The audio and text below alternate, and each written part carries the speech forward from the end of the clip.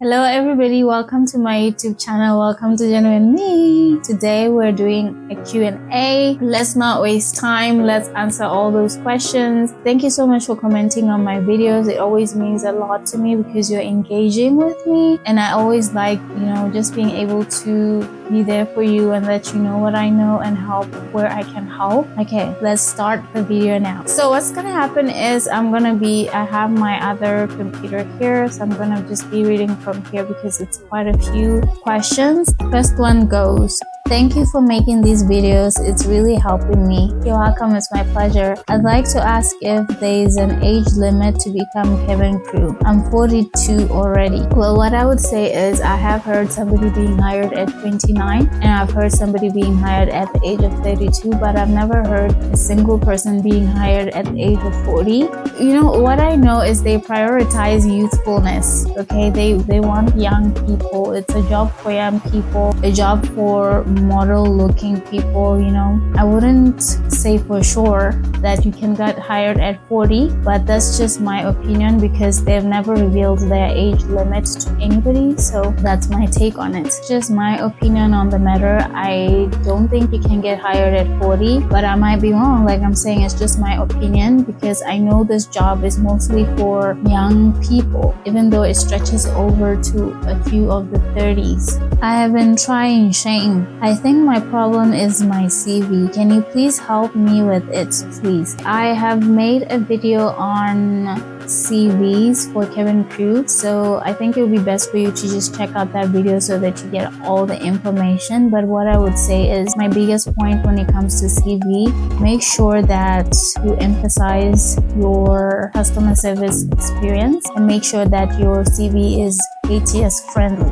Hey girl, your page really helped me, but I got rejected on the final interview. First of all, I want to say congratulations for making it that far. It's not easy. It means you managed to impress the recruiters. It means you had a really good chance of making it. What you can do is assess yourself. How was the interview? Do you feel like you've answered the questions that were given to you properly, to your best, your A level, to your A game? Did you give out that beautiful smile? Did you have that good energy that they're looking for? Just assess yourself every step of the way. It could be because of a scar. They continue to assess the same things that they were assessing from day one. Your voice projection, body language, your attitude, your energy, your smile, your teeth. Also, it's important to know that maybe if it was just a different day and different recruiters, you could have made it, because sometimes people don't make it because of factors that are outside the interview. Maybe they just needed 3 people and you were more than 3 and they had to pick 3 people and they decided to cut you out, or something happened that we cannot really tell, but you were capable. They're working with the HR in Qatar, in Doha, and Emirates as well, so they're following orders as well. There's pressures that they're going through that we're not seeing. Always have that in the back of your mind. Please, what about the birthmark? Well, birthmarks are pretty much seen the same way as scars. It will still depend on your birthmark. How big is it? How does it look? That's all I can say about that. I always say if you can do something about a scar, do something about it. If you can do something about a birthmark, if it gets on your way, do something about it. Even with scars, I always advise cover up your scars, but when you're asked to declare scars, show them, you know what, I covered my scar. It's right here. You're showing them that you can cover it up. It doesn't have to be a problem, but you're also declaring it in case it becomes a problem in the future, because you don't want to get hired and then they find out that you have a scar or a birthmark that they didn't know about and they clearly gave you the chance to declare and you didn't, because they really value honesty. I always say, do what you can, do what you can. Hello, you say that they want customer service experience, but actually I don't have it. I am an English teacher and I have experience about that.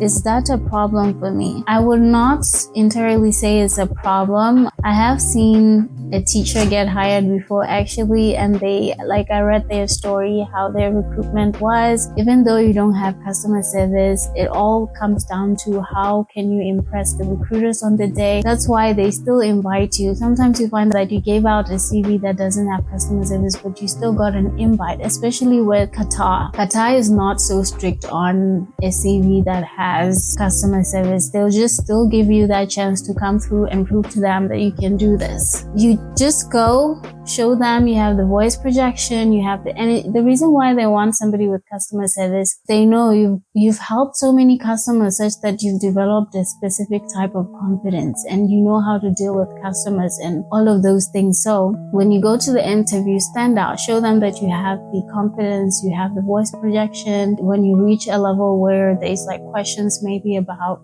what would you do in a tough situation, show them that you still have the ability to provide solutions in difficult situations. You just have to really prove it to them. Yes, because being a teacher, you mostly, yes, I know you deal with students and here and there you deal with parents, but they need an experience that's more like you've dealt with customers firsthand at the forefront, you know. Another thing I want to mention, and I know you already know this, the final interview questions are based on customer service, so it's very important to them, even though they can give you a chance to go all the way. I believe, like the teacher that I said that I watched, she managed to get this job even though she doesn't have customer service experience. She has only been a teacher. Hi, I have an invitation for open day in 2 days. Do you know the policies about weight? I know they expect excellent health for their crew members, but I couldn't find anything about weight specific. As far as I know, there has never been a weight communication, like weight requirement,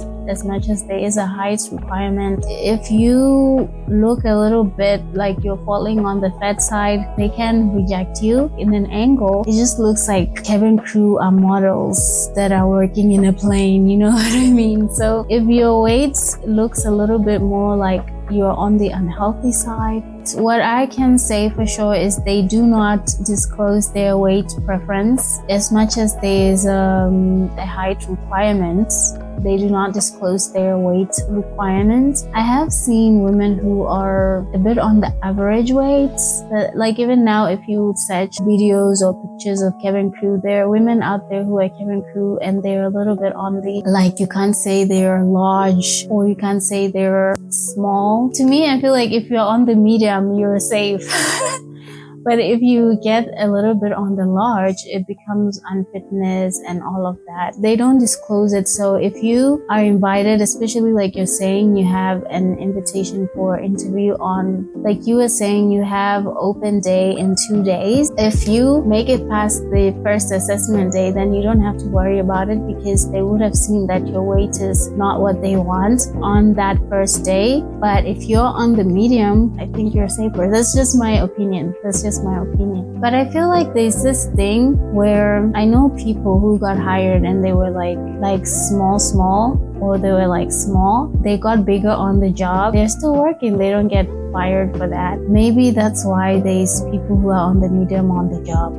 I have some pimples, black marks. Is it okay with pimples, dark spots? I think what you're trying to say is you have pimples and dark spots on your face. Can you be hired with those? I would say it depends, actually. Depends on the intensity of your situation. Do you have too many pimples? The good thing is you can put makeup on your face and cover up the scars and cover up pimples. The problem is, are the pimples showing when you have makeup on? It's important to note that your appearance is very important in getting this role. That is why even having scars can be problems and you get assessed. So imagine your face. Ensure that you're doing good facial care, you take care of your face, your skin. You are so well-spoken and pretty. It's really unfair that they decided to reject you for something as ridiculous as a stupid tiny scar on a hand that nobody cares or would judge you for. Thank you so much for saying that. It really means a lot to me. It really, that's exactly how I felt on the day. Nobody sees the scar. I even forgot that I have the scar. Yeah, so this is the scar.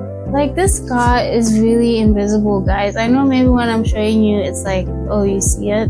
I get it, but it's the same color tone as my skin. Just a little outline. I did work on my scar after I saw that it can stand on my way of be cabin crew. But other than that, I feel like it's okay. Right now, I'm working on my customer service experience. I'm currently working a customer service role, and I believe that it's adding to my future. So I took the most out of this, and I've past that point where I feel bad about it, you know. And I know that my day will come. I want to believe that all of us, our days will come. If we really want this, if you're really passionate about this, we just have to keep going for this, okay? If you don't make it with one airline because of a specific reason, like for me, I know Emirates is not as strict on stars as Qatar is, so I've yet to, you know, I owe it to myself to try it with Emirates. I owe it to myself to try with other airlines, because honestly, if you want this, you have to really look for where you're gonna get your dream. Yeet is the next one. I had an official invitation and attended the interview on May 24 in Frankfurt. I don't know if I'm saying it right, Frankfurt. This was my second time. Once again, I was rejected in the first stage without any explanation. I'm 37 years old with 7 years of experience, and I came fully prepared and professionally dressed. Still, I saw others who weren't even properly dressed move to the next round. I believe I deserve to know why this keeps happening. I understand how you feel. I remember the first time I went for my first cabin crew assessment. I remember feeling so prepared, so ready, so sure that if anybody deserves this role, it's me. When I walked in that day, I came early because, you know, I've watched a lot of videos and people always said it helps to be early and all of that. So I saw this guy and I was like, look at him. He just looks like he's going to a beach in Hawaii. He was wearing like this beach shirt with trees and all these weird colors, and I was like, some people are not serious about that. I remember saying that, and you know what the strangest thing is? That guy was ahead of me when we were on the queue for the interviews. I saw him get interviewed and get an invite, and I went in there as prepared as I am, as good looking as I was, as sure as I was. I didn't get any invite, and I was so hurt for days. I was so hurt. It took me a while to realize that, you know what, as prepared as I was, as prepared as I thought I was, I gave a bad answer, you know, and I only found out later. Like, I was asked, why do you think you're the right person for this? Why do you want to be cabin crew? I remember saying, because I love traveling, I want to, you know, all of that. And I found out later that that is not a good answer. So we don't know entirely if we're checking out all the boxes that they have for that day, you know. Is your voice projection right? The energy that they're looking for? Because that's another thing. The cabin crew interviews, you need to exude like a friendliness energy. I hear that you're saying you're 37, that could be another thing. You know, we don't know their age cutoff points. Maybe it's 35, we don't know. So far, I've only heard somebody who's 29 and somebody who's 32 get hired, but I've never heard anyone past 35. So we never know. Just don't beat yourself up for this. And if you've tried maybe with one airline, try with another. The readiness that you have. I wanted to continue, but I feel like this video has been a little bit longer than what I planned. I just wanted it to be like snappy 10 minutes sort of video. So I'll do the other questions on the next video. Thank you so much for your engagement. I really appreciate it. You guys make me feel like I'm doing a difference. And remember, we are on the same journey together. Me being here, doing these videos, yet I haven't made it yet. You know, I'm going out of my way to get the research, to get the answers, to figure out ways for you to make it. On my end, I'm working on my customer service and other things, but I haven't given up on this dream.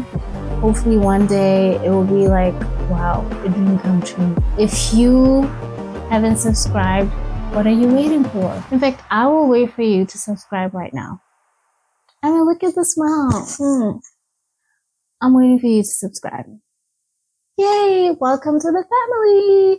Thank you guys. See you on the next video. Remember to be genuine.